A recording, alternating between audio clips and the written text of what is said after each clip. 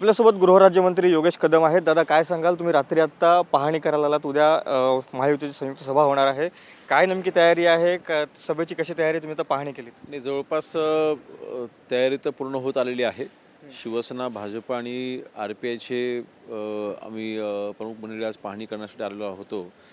आणि उद्याचा मेळावा हा मुंबईच्या इतिहासामधला महानगरपालिकेच्या दृष्टीने सर्वात मोठा मेळावा होईल.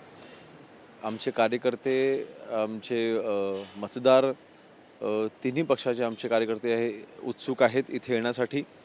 आणि फडणवीस साहेब असतील, शिंदे साहेब असतील, आठवले साहेब असतील, ह्या तिन्ही नेत्यांचे विचार ऐकण्याकरता नक्कीच आमचे मुंबईकर हे खूप आहेत आणि चांगला यशस्वी मेळावा होईल. आज याच मैदानावर ठाकरे बंधूंचा देखील मेळावा झाला. त्यांनी देखील तुमच्या पक्षावर टीका केलेली आहे. जोपर्यंत शिवसेना आहे तोपर्यंत मुंबई तोडू देणार नाही असं देखील त्यांनी म्हटलं आहे. कसं बघते ह्याच्या मेळाव्याकडे ठाकरे बंधूंच्या? फक्त पहिल्या दिवसापासून ती स्टेप रिपीट होत चाललेली आहे. नवीन काही नाही. फक्त भावनिक मराठी मतदारांना आवाहन करायचा प्रयत्न करत आहेत, भावनिक साथ घालायचा प्रयत्न करत आहेत. परंतु मुंबईकरांसाठी, मराठी माणसांसाठी काय केलं हे एकही शब्दाने ते सांगू शकले नाहीत. हे त्यांचं अपयश आहे.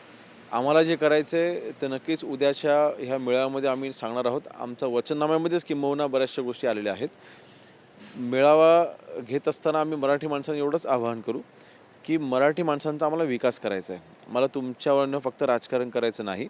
आणि उद्या तेच मला वाटतं 2 मेळावे हे लागोपाठ दिवशी होत आहेत. तुलना तर झालीच पाहिजे. आणि आमच्या भाषणामध्ये आणि त्यांच्या भाषणामध्ये त्याच्यामधूनच फरक लक्षात येईल की ते फक्त मुंबईमधील असलेल्या मराठी असलेल्या व्यक्तींच्या मतदारांवरती त्यांचा डोळा आहे आणि आमचा डोळा ह्या मराठी माणसांच्या विकासावरती आहे. धन्यवाद दादा. तर हे होते गृहराज्यमंत्री योगेश कदम आणि त्यांनी आता दादरच्या छत्रपती शिवाजी महाराज पार्क मैदानाची पाहणी केलेली आहे. उद्या याच मैदानावरती महायुतीचा संयुक्त मेळावा होणार आहे. कॅमेरामॅन प्रणित कापसेसह कौस्तुभ खातू, TV9 मराठी, मुंबई.